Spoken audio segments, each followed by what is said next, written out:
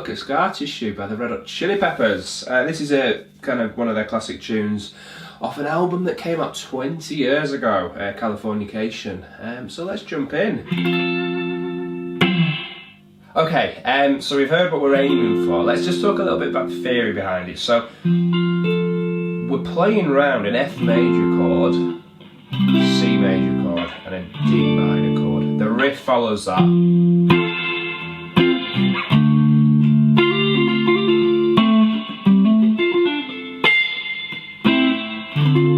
Kind of F to C to D minor vibe. Now let's talk about the first bar. The notes we need in the rhythm we're going to play. So you're going to put your first finger on the 8th fret of the A string, and you're going to put your third finger on the 10th fret of the B. Now what's really important in this tune is left hand or fretting hand muting. Now it's a bit of a picking workout if we're doing it all with the plectrum. And what might happen occasionally is I'll accidentally pick the A string but also catch the D and G. And when I'm doing that pick on the B string, I might accidentally catch the G. Now if I'm not muting the strings, if I do that I'll get... Doesn't sound quite so hot as Frusciante's version. So what we need to do when we use the sort of tip of the first finger to play the 8th fret of the A is also mute out the D, G, B and E strings. That way when I do my down pick, if I accidentally catch maybe the adjacent D string, it's just muted, it doesn't kind of get to project out. I'm going to put my third finger back on the 8th fret of the B. And likewise, if I pick up on that B string and accidentally catch the G, it's muted. So I can be a little bit more robust with the picking hand that way. It gives me a bit of insurance that I'm not going to catch any unwanted notes, yeah? Let's talk about the picking. So when it's the 8th fret of the A, I'm going to do down. When it's the 10th fret of the B, I'm going to do up. So it's 8, 10, 8, 10, 8, 10, 8, 10. 8, 10, 8, 10, 8, 10, 8, 10. All the 8s for this bar are on the A string, all the 10s are on the B. Let's take it a bit slower. 3, 4. Yep. You might need to watch your picking hands, just to make sure you're skipping over the D and G. I wouldn't try it with all downs. It's tricky and it throws out the timing as well. Down, up.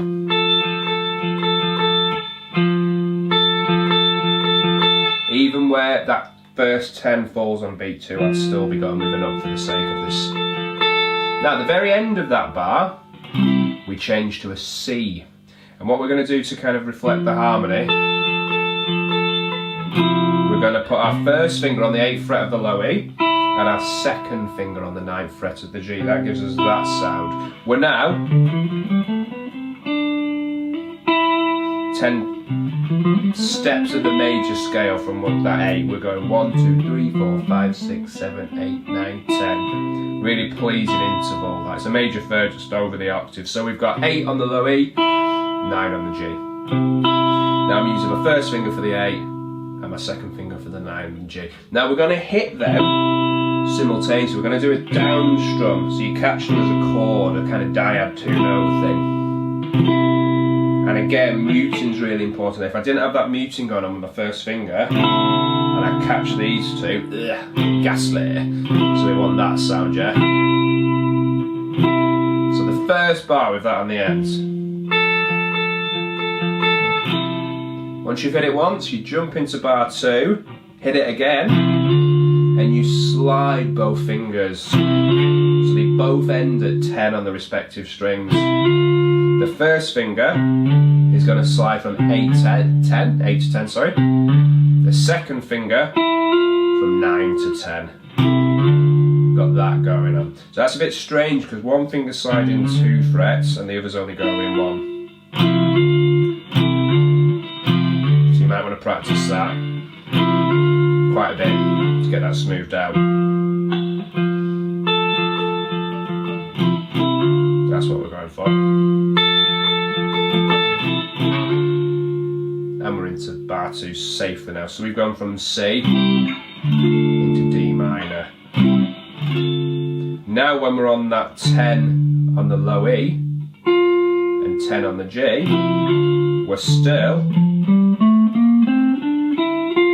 10 scale steps away. 1, 2, 3, 4, 5, 6, 7, 8, 9, 10. I played up the natural minor scale there because we're in D minor basically. So we've got that thing going on. Let's link the 2 bars together. So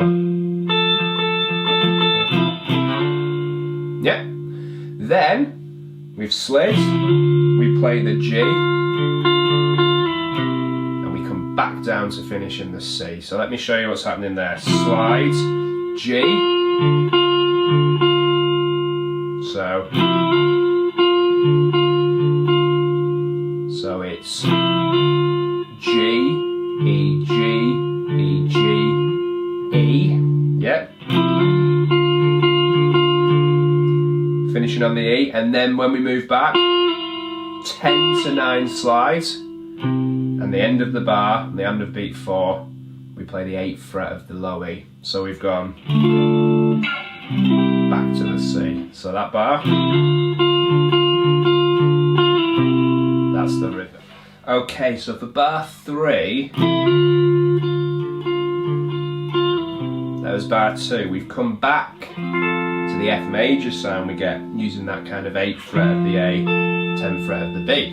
Now, as well as those 2 notes, at the very end of this bar, we need that G natural you get at the 8th fret of the B. So what we're going to do, we're going to adopt a slightly different fingering. First finger on the 8th fret of the A still, but pinky on the 8th fret of the B. So there's a good chance to get your pinky into action for that bit.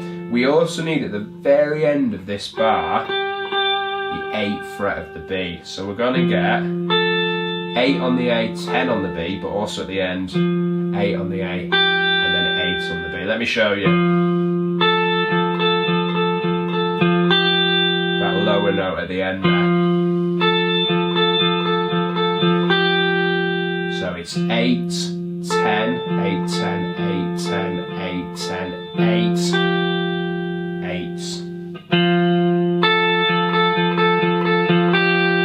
And then, bar 4, we're back to our C to D minor move. So it's first finger on the 8th fret of the low E, second finger on the 9th fret of the G, and it's sliding into 10 on the low E, 10 on the D, so 10 on the G. And then to finish it off, to cap it off, we get these pull-offs, which is 12 on the G to 10 on the G, and we do that twice. And the last one resonates a bit longer. So it's... So...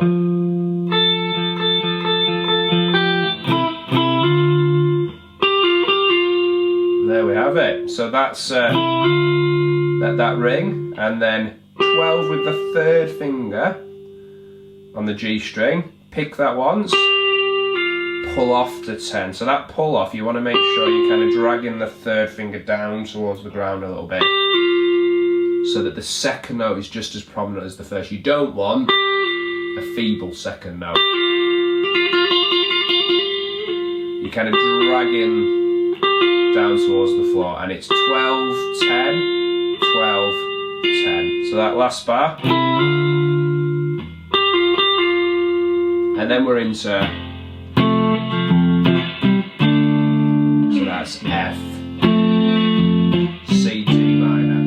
We'll look at that another time. Enjoy!